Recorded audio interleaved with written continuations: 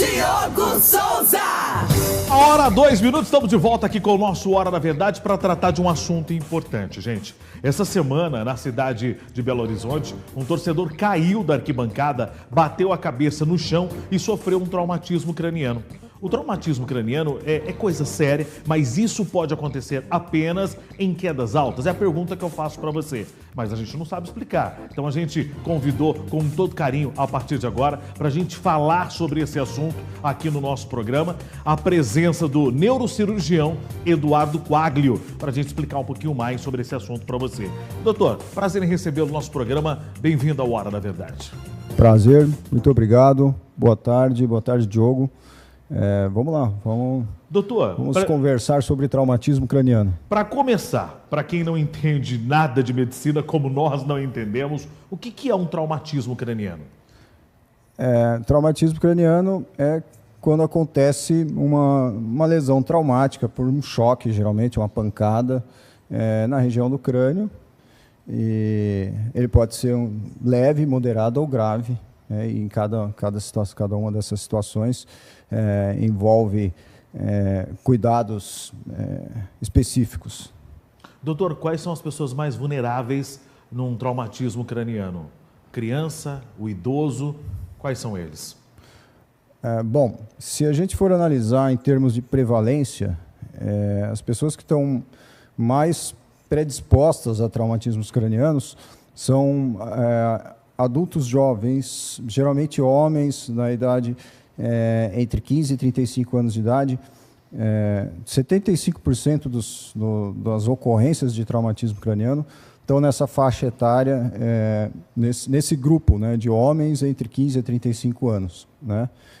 O que é razoável se a gente pensar que esses grupos, quer dizer, os homens nessa idade estão mais relacionados a esportes de impacto, imprudência no trânsito, tipos de profissões que os expõem a riscos. Né? Então, não há tanto uma distinção de probabilidade de casos graves ou menos graves pela idade, mas eu acho que seria mais importante considerar esses grupos, dentro desses grupos, a distribuição dos traumatismos cranianos. Tá? Doutor, me diga uma coisa, os impactos eles podem comprometer o nosso cérebro? Sim, podem comprometer de diversas formas, de formas muito leves. Na verdade, pode não comprometer nada se for um traumatismo craniano mínimo, né? Desses que a gente tem ao longo da vida, inúmeras vezes, né? Bater a cabeça de alguma forma, ou mesmo num tombo, pode não trazer nenhuma consequência, como também pode trazer consequências leves, né? Só uma dor de cabeça, um pouco de náusea, uma tontura por alguns dias, e aí vai, quer dizer, a gama de possibilidades vai aumentando conforme a energia do trauma, conforme o tipo do impacto, né? Então, pode também ter sintomas já um pouco mais graves, como desmaio, por exemplo, e até passar por sintomas neurológicos graves, perda de consciência prolongada, crises epilépticas, perda de movimentação de um lado do corpo, alterações de linguagem, e até coma e até morte. Né? Qual que é a parte mais vulnerável, a parte mais perigosa do nosso crânio, que de repente um simples tombo, uma queda, pode levar muitas vezes a pessoa a óbito, doutor? Bom, o cérebro tem algumas regiões que são mais sensíveis e são regiões que, quando submetidas a lesões, podem trazer consequências mais imediatas ou consequências mais graves ou sequelas com maior probabilidade. Essas regiões geralmente estão na parte posterior do crânio, a transição do crânio com a coluna cervical, que é a região chamada tronco encefálico. Tá? Então, impactos nessa região tendem a ser mais perigosos, mas isso não é uma regra. Né? Todo o cérebro é muito sensível e muito suscetível a complicações por traumatismos. Tá? Então, essa região que eu citei, ela é mais sensível, mas, porém, impactos na região temporal ou frontal, ou parietal, quer dizer, essas regiões mais altas. Todas as regiões do crânio, do encéfalo, são suscetíveis e há risco referente a traumatismos cranianos em qualquer uma dessas áreas. Tá? Existe alguma parte no crânio onde o osso é mais fino, que é mais sensível, doutor, ou não? Sim.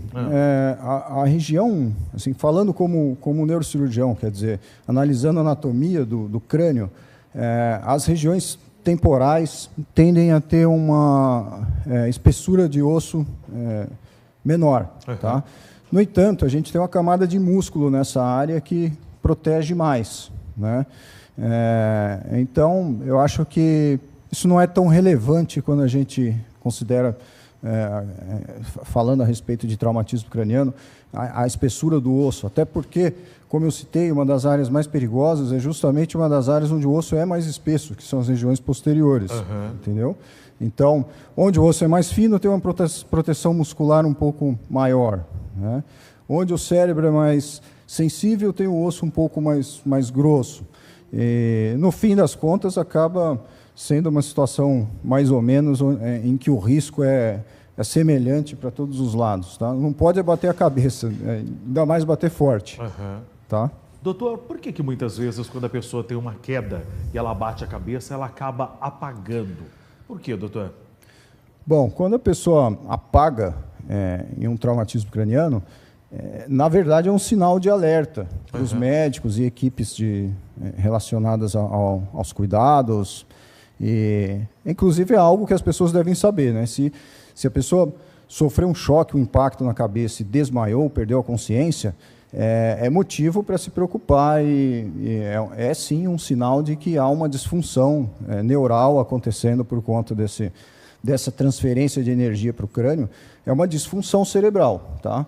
Aquele impacto, aquela onda de energia que percorre o cérebro, ela causa uma disfunção neuronal transitória, né? Nesse caso específico em que a perda de consciência ela é reversível, né? E é por conta da onda de choque que percorre o cérebro e causa disfunção em diversos circuitos cerebrais, inclusive aqueles responsáveis pela consciência. Doutor, como é que é o tratamento de um traumatismo craniano? A pessoa ela tem que ficar no hospital, ela consegue fazer um tratamento em casa? Se for um traumatismo craniano mínimo, daqueles corriqueiros, a pessoa está em casa, caiu algo sobre a cabeça, ou até caiu e se chocou a cabeça levemente contra o chão e não teve sintoma neurológico absolutamente nenhum, ela pode muito bem ficar na casa dela, não há preocupação. Tá? Agora, se a energia do trauma é mais significativa, por exemplo, um acidente de carro, onde a pessoa chocou a cabeça com muita força sobre o para-brisa, a pessoa percebe que o trauma foi de alta energia. Quando ocorrem lesões em outros locais do corpo, ou cortes na cabeça, quer dizer, indícios de que o traumatismo foi importante. Nesse caso, mesmo sem ter um sintoma neurológico ali naquele momento, vale a pena a pessoa ser avaliada num serviço terciário especializado para recepção de traumas. Agora, outras situações em que a pessoa deve ser levada para uma avaliação especializada é quando há um sintoma neurológico, por exemplo, perda de consciência, ou dor de cabeça muito intensa, piorando, alterações das funções cognitivas, quer dizer, a pessoa fica confusa, vômitos, formigamentos em um lado do corpo, enfim, sintomas neurológicos diversos. Quando a pessoa bate a cabeça e apresenta algo estranho, um sintoma neurológico como esses que eu citei, ou outros, ela deve, sem dúvida, buscar ajuda, buscar um serviço especializado para avaliação de traumas. Tá? Doutor, dizem que toda mãe de médico ela tem um pouco. Tem aquela questão que muitas vezes, quando a criança é pequena, ela acabou sofrendo um acidente, um traumatismo, ela bate a cabeça, não deixa ela dormir não. Isso tem alguma coisa a ver relacionada à medicina ou é coisa de mãe mesmo?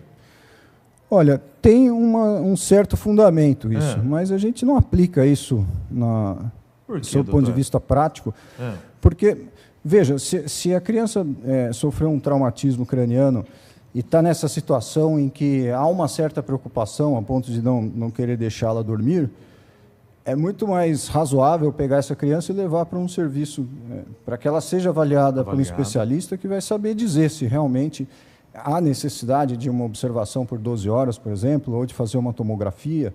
Então, a dica para as mães é não passe aperto em casa sozinha. Se você está preocupada, leva a criança no hospital para ser avaliada. Tá? Doutor, quando a criança ou qualquer outra pessoa tem um traumatismo craniano, acabou batendo a cabeça por um acidente muitas vezes doméstico, quais são os sintomas de alarme para a pessoa, de repente, levar para o hospital? Quais são os sintomas que possam, olha, preocupado isso aí, pode levar para o médico? Ok. Quando há qualquer indício de disfunção neurológica, quer dizer, a pessoa bateu a cabeça, bateu levemente, não sentiu absolutamente nada, não há preocupação. Agora, se a pessoa bateu a cabeça e sente alterações, sintomas neurológicos diversos, por exemplo, dor de cabeça muito intensa, desvio dos olhos, visão dupla, náusea, vômito, alterações de consciência, qualquer tipo de sintoma diferente, neurológico, fraqueza em um dos braços ou pernas, formigamentos, quer dizer, qualquer um desses sinais, perda de consciência, crise convulsiva, qualquer sinal neurológico, qualquer sintoma depois de uma pancada na cabeça deve ser avaliado em um local especializado. Esclarecido, doutor. É sempre importante a gente tratar desses assuntos para a dona de casa, o papai e a mamãe ficarem sempre atentos. Diogo Souza!